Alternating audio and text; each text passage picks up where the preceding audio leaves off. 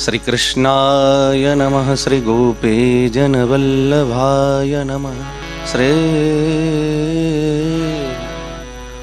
मद आचार्य चरण कमलेभ्यो नमः। प्रभुरनंद कुमारो में स्वामिनी वृषभानुजा कृतार्थोऽहं कृतार्थोऽहं कृतार्थोऽहं न संशयः।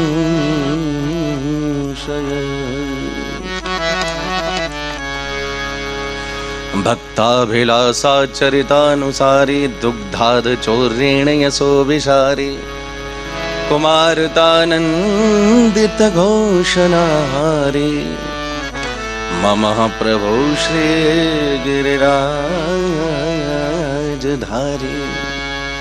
गागरि जरे नि पध नि सरे ग परम रे गारे सरे नि पद म पद नि सरे गारे सा। श्री राधे मेरी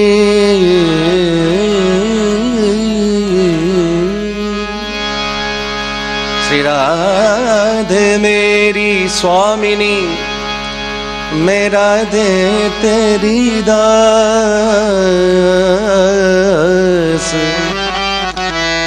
जन्म जन्म मुहे दे जियो, श्री बरसाने को वास। बोले बरसाने वारे की जय हो, ऊंची अटारी की श्री राधा रानी की, श्री श्री गोवर्धन नाथ की, श्याम सुंदर श्री यमुने महारानी की, श्री वल्लभाधीश की, श्री राघवेंद्र सरकार की, पूज्यपाद श्री गोस्वामी तुलसीदास जी महाराज की। कुछ कहूँ 2 मिनट प्रेम से। जय राधे श्री राधे, राधे राधे श्री राधे। जय राधे, सब गाइए भाव से। श्री राधे प्राण बल्लभा श्री राधे। राधे जय राधे श्री राधे, राधे राधे श्री राधे, राधे जय राधे। सब गाइए भाव से। श्री राधे प्राण बल्लभा श्री राधे। हाँ जय राधे श्री राधे, जय राधे श्री राधे। हाँ जय राधे श्री राधे, जय राधे श्री राधे। बाबू बड़े भाव से गाते हैं। जय राधे श्री राधे, भानु दुलारे श्री राधे, राधे जय राधे श्री राधे, भानु दुलारी श्री राधे। बोले श्री राधा रानी की जय हो। सर्वप्रथम पूज्य बापू आपके श्री चरणों में दंडवत प्रणाम। जय सिया राम। पधारे हुए समस्त विद्युत वर्ण वंदे महापुरुषते चरणारविंदम। समस्त दिव्य विभूतियों के चरणारविंद में बारंबार प्रणिपात करते हुए एक बार प्रेम से कहिए जय सिया राम, जय सिया राम, जय सिया राम, जय सिया राम। राधे राधे, राधे राधे राधे, राधे। हम सब लोग बहुत बहुत सौभाग्यशाली हैं। विशेष कुछ नहीं कहूँगा, संचालक महोदय ने कहा है कि बापू के लिए कुछ कहना नहीं है, पर ये बात सही है। बापू ही कहते हैं, हर दिल जो प्यार करेगा वो गाना गाएगा, दीवाना सैकड़ों में पहचाना जाएगा। कुछ ना कहें तो कैसे ना कहें, नहीं कहेंगे तो पता नहीं मन में क्या क्या चलता है भाव। पर इतना जरूर जानते हैं, भगवत गीता कहती है, यद्यदा चरति श्रेष्ठ तत्तदेवे तरोजना स यत् प्रमाणम कुरुते लोकस तदनु वर्तते। श्रेष्ठ पुरुषों का आचरण सामान्य व्यक्ति के लिए प्रमाण बन जाता है। हम सब लोगों का बहुत बड़ा सौभाग्य है कि हमने बड़े बड़े संत महापुरुषों के बारे में सुना है। भक्तमती मीरा के बारे में, संत नामदेव के बारे में, संत तुकाराम के बारे में, सूरदास, कुंभनदास, चीत स्वामी आदि आदि बड़े बड़े आचार्यों के बारे में सुना है, पर उनको पढ़ा भी है। वर्तमान समय में जो दर्शन किया जा रहा है, पूज्य हमारे बापू हैं। सत्य प्रेम करुणा की बात चल रही है, और ये वो धरती है गुजरात तलगा जाड़ा, जहाँ की धरती पर काशी से बड़े बड़े विद्वान पधारे हैं, जिसके बारे में किष्किंधा कांड के आरंभ में गोस्वामी जी ने कहा है, मुक्ति जन्म मही जान ज्ञान खान अगहानि कर। मुक्ति की अगर किसी को इच्छा है तो उसे काशी जाना चाहिए। मुझे लगता है वो काशी स्वयं चल करके ब्राह्मणों के रूप में यहाँ पधारी है। तो मुक्ति जैसे चाहिए उसे मुक्ति दी जाए। अवध की धरती से भी बड़े बड़े महापुरुष यहाँ पधारे हैं, जिसके बारे में मानस कहती है, अवध कहाँ जहाँ राम निवासु। उन श्री राम का यशगान करने वाले बड़े बड़े विद्वान अवध से पधारे हैं, उनके चरणों में भी खूब खूब प्रणाम है। और इसी श्रृंखला में ब्रिज की धरती से श्री राधा रानी के चरणारविंद से मुझे याद किया गया है, ये मेरा सौभाग्य है। हमारे परम श्रद्धेय पूज्यपाद श्री डोंगरे जी महाराज कहते थे अपने भाव भरे वक्तव्य में कि मुक्ति की भूमि काशी है, वैराग्य की भूमि अवध है, और प्रेम की भूमि हमारी ब्रज भूमि है। और ब्रज भूमि में भी बरसाना। अभी कुछ दिनों पूर्व पहले पूज्य बापू पधारे थे बरसाना में, और श्री मानस राधाष्टकम का गान किया था। क्या कहा जाए, क्या वो दिव्य भाव, उसका वर्णन नहीं किया जा सकता। किसी ने कहा, काबिले हुस्न तेरा बयां नहीं, काबिले हुस्न तेरा बयां नहीं, जुबां को आंख नहीं, आंख को जुबां नहीं। जिसे कह दिया जाए वो फिर बात ही क्या, और जिसे ना कहा जाए तो फिर कैसे कहा जाए। अवध की बात है, चित्रकूट की बात है, काशी की बात है, और मेरे लिए विशेष बात ये कही है कि गोस्वामी तुलसीदास जी का जन्मोत्सव चल रहा है, पर बात मुझे ब्रज की रखनी है। तो मैं, भाव तो मेरे मन में बहुत सारे हैं, समय की अपनी एक सीमा है।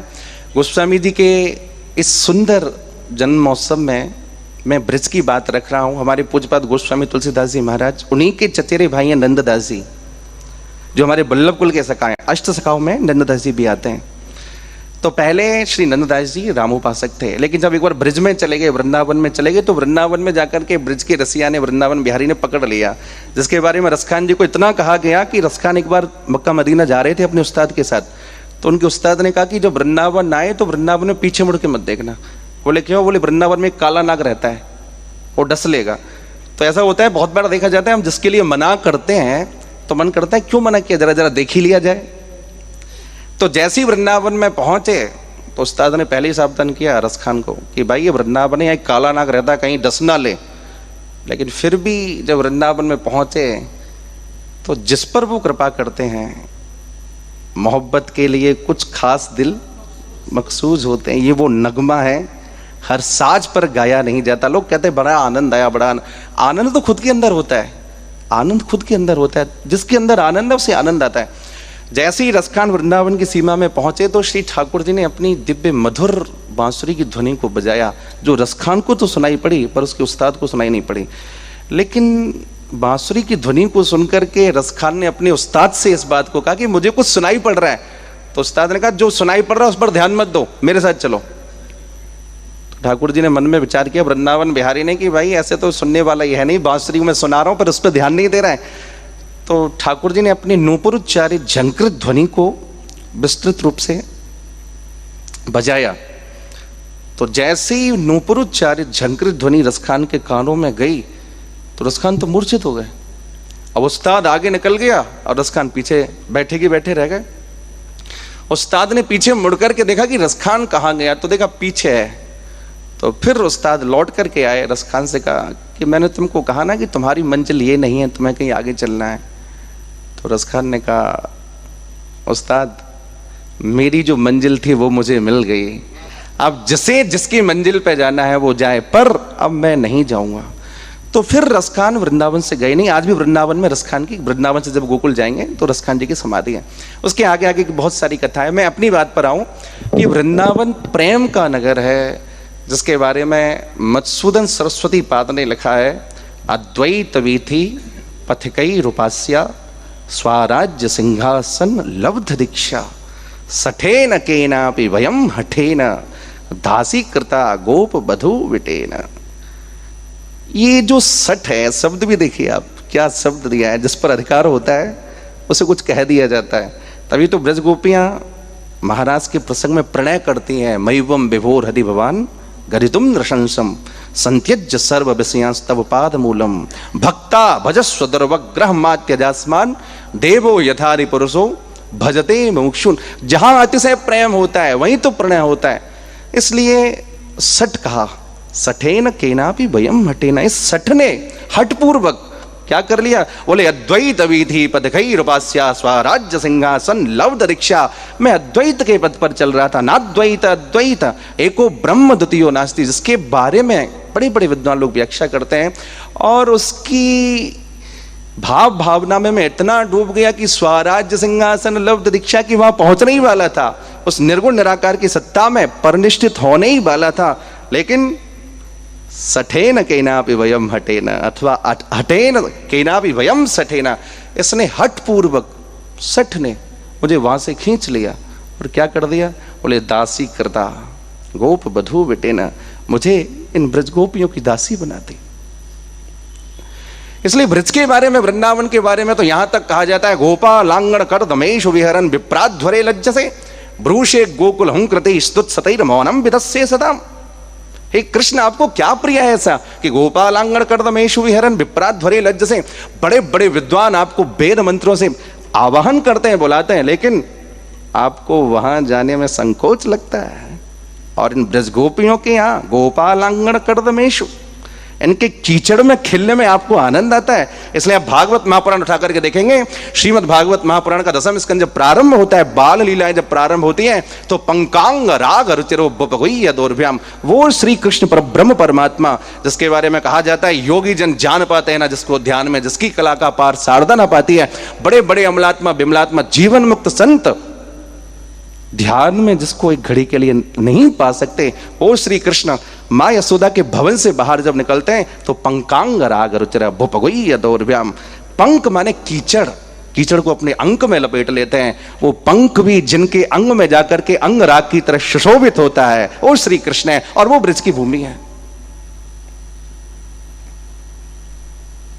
ब्रूषे गोकुल हूं कृति स्तुत सतैर मौनम विदस्ये सताम। बड़े बड़े विद्वान आपको बुलाना चाहते हैं, लेकिन आप उनके बुलाने पर आते नहीं।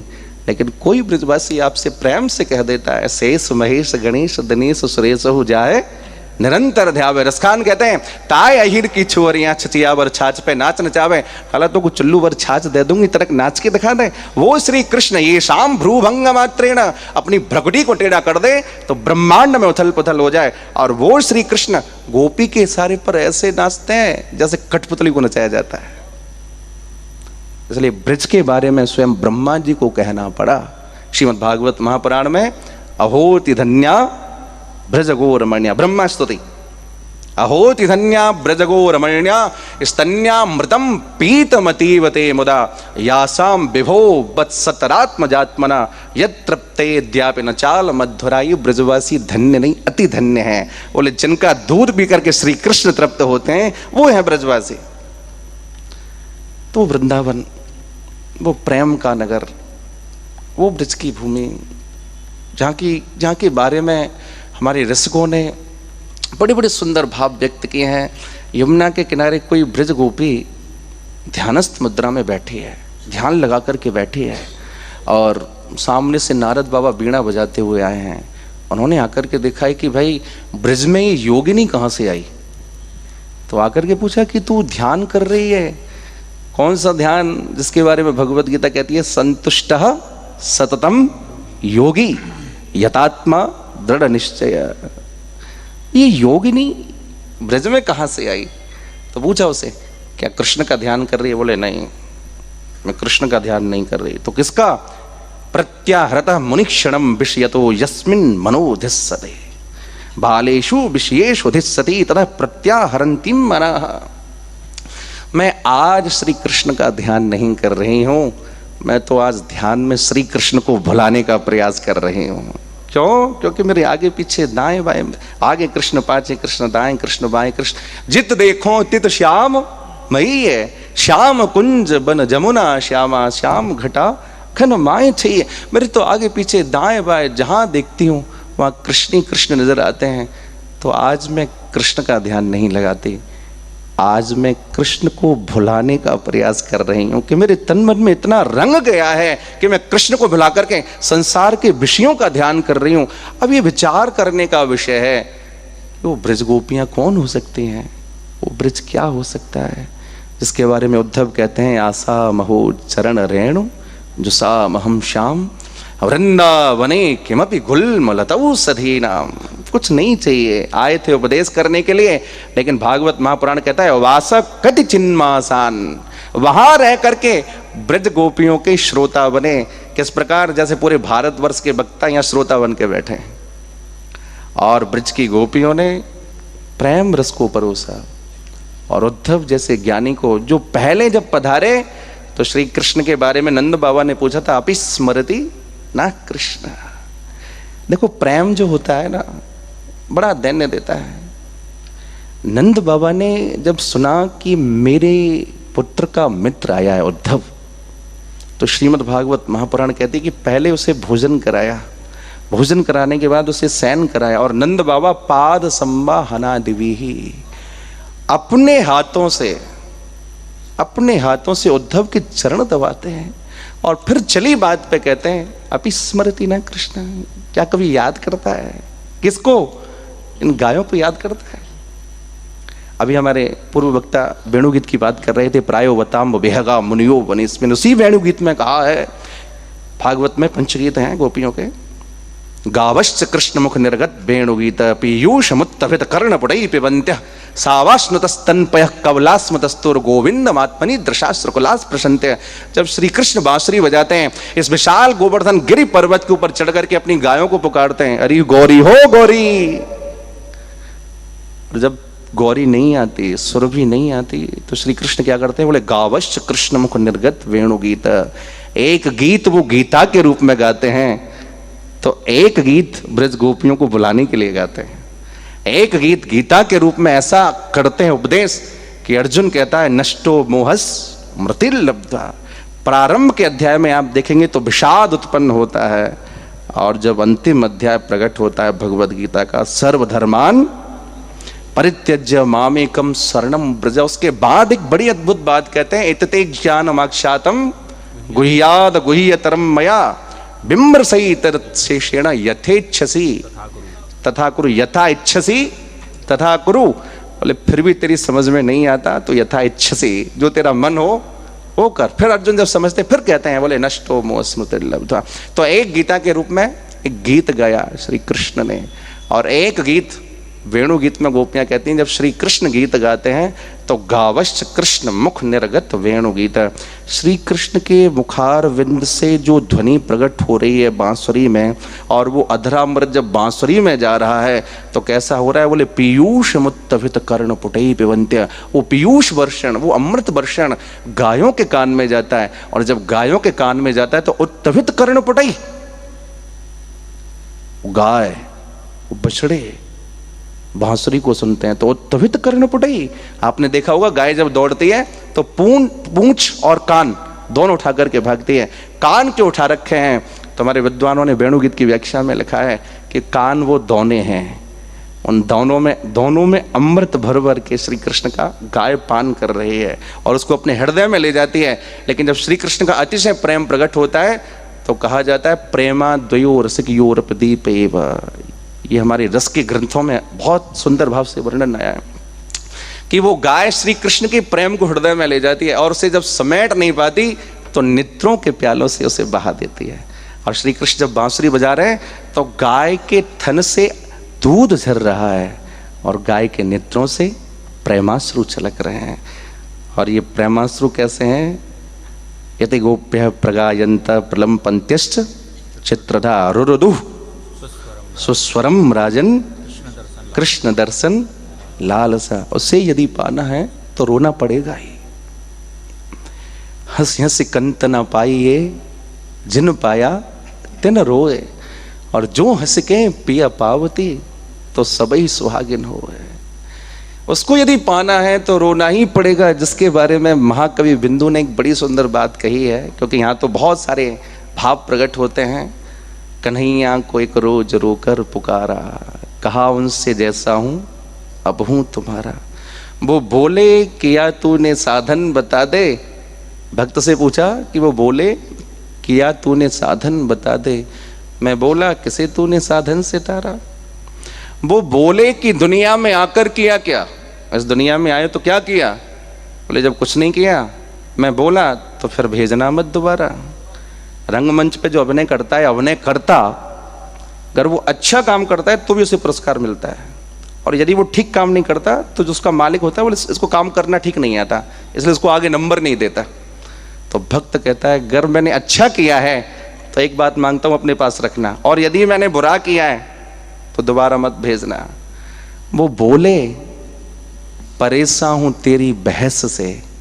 मैं बोला कि कह दो तू जीता मैं हारा। जब परेशान ही हो गए मेरे ठाकुर तो फिर ये कह दो कि मैं जीत गए आप हार गए।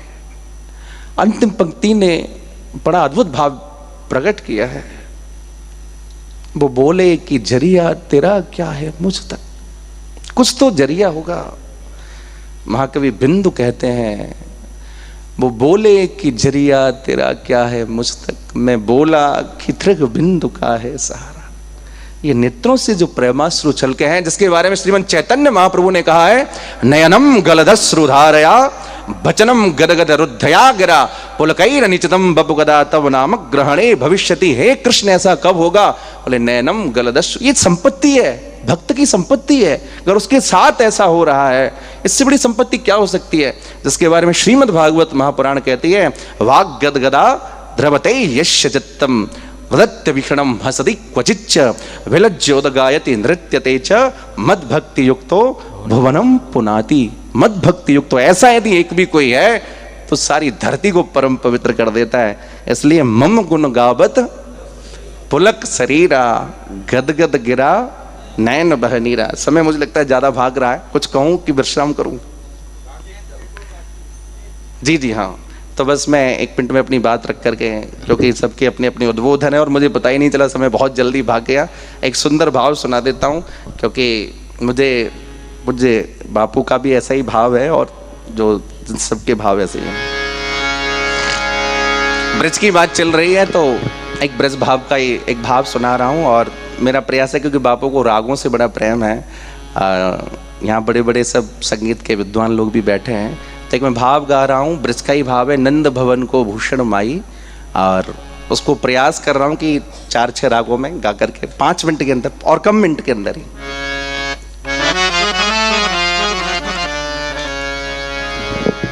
अब तो दोपहर हो गई है पर सत्र भोर से प्रारंभ हुआ है, तो राग भैरव से गा करके मैं उसे भाग्यश्री तक गाऊंगा।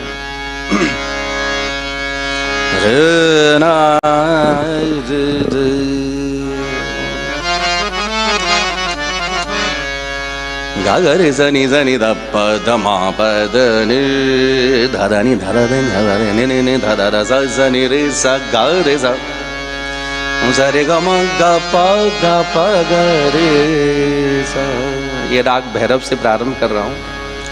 नंद भवन को भूषण माये नंद भवन को भूषण माये नंद भवन को भूषण माये नंद भवन को भूषण माये हरे जनि धनि रे सा गरे स रे ग म गरे मा गरे गरे रे सा नंद भवन को भूषण माये नंद भवन को भूषण माये। राग भैरव अब जरा चेंज।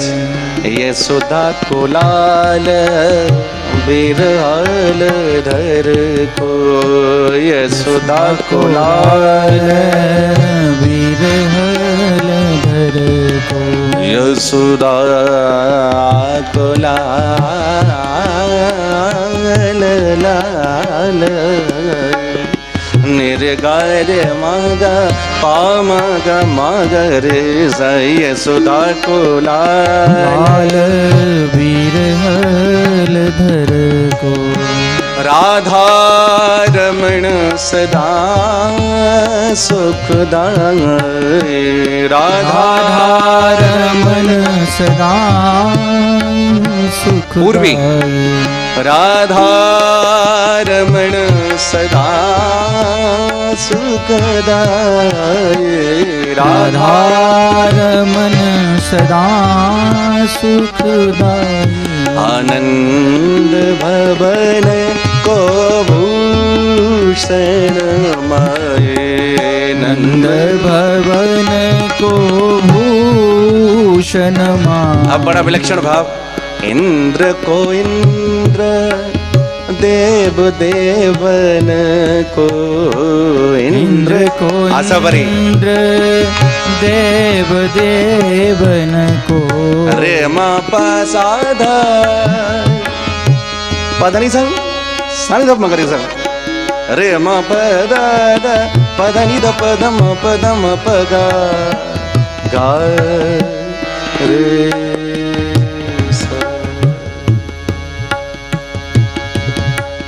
इंद्र को इंद्र देव देवन को वरुण को वरुण महाबरुदाई वरुण को वरुण महाबरदाई शिव को धन संतन को सर्वस शिव को धन मालकोस निनी जा गा गा नि ज ध धनी सा ग म ग सा गा नि ज ध नि ध म गा ग म ध नि ध नि सा ग म ग सा ग म ध ग म नि ध म ध म ग म ग सा गा नि ज ध ध नि सा ग म ग सा ग म ध ध नि धनी धम धम गम ग स ग नि ज ध धनी स ग म ग स ग नि ज धनी स ग स शिव को धन संतन को सरबस महिमा भेद पुराण गाये महिमा भेद पुराण गाये। अंतिम पंक्ति नंद दास को जीवन गिरधर भाग्यश्री नंददास को जीवन हमारे वल्लभपुर के सगा नंददास जी उनकी वाणी है गारे सरे धनी सगम धनी सानी दाम परगा। संगीत के बड़े बड़े विद्वान बैठे हैं, भूल चूक माफ। गारे सरे धनी सगम धनी सानी दाम परगा गनी दग मा गारे गारे सरे सनी धनी सगम नंद दास को जीवन गिरधर गोकुल मंडन कुमार कन्हाई गोकुल मंगल कोमल तनहाई नंद भवन को भूषण माये। पूज्य बापू के चरणों में खूब खूब दंडवत प्रणाम। जय सिया राम।